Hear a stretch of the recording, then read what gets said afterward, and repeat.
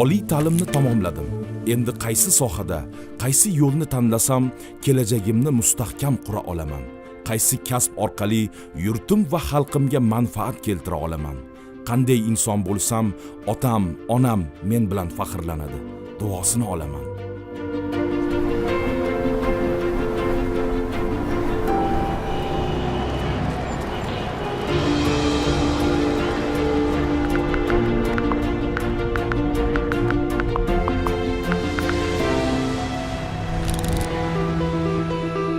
Bugun davlat xizmati ochiq va adolatli tizim.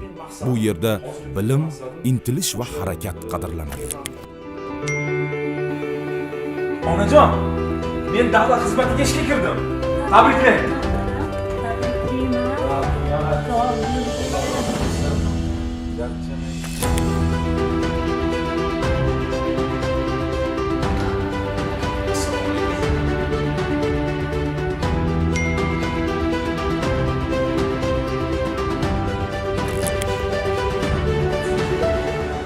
Bugun davlat xizmatida tashabbus qo'llab-quvvatlanadi. Yangi g'oyalar eshitiladi. Har bir yaxshi tashabbus amaliy natijaga aylanishi uchun sharoit yaratiladi.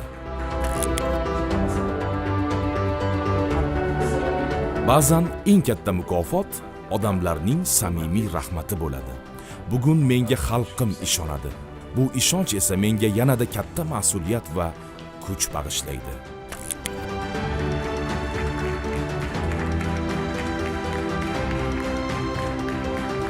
Halol mehnat albatta qadrlanadi.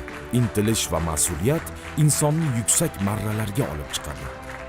Eng muhimi, davlat xizmatchisi har kuni vatan taraqqiyotiga hissa qo'shadi. Insonlar hayoti yaxshilanishi uchun xizmat qiladi. Men davlat xizmatini tanladim. Chunki bu yerda faqat o'z kelajagimni emas, yurtimning kelajagini ham ko'rish mumkin. Bu kasb emas, xalq va vatan oldidagi mas'uliyatdir.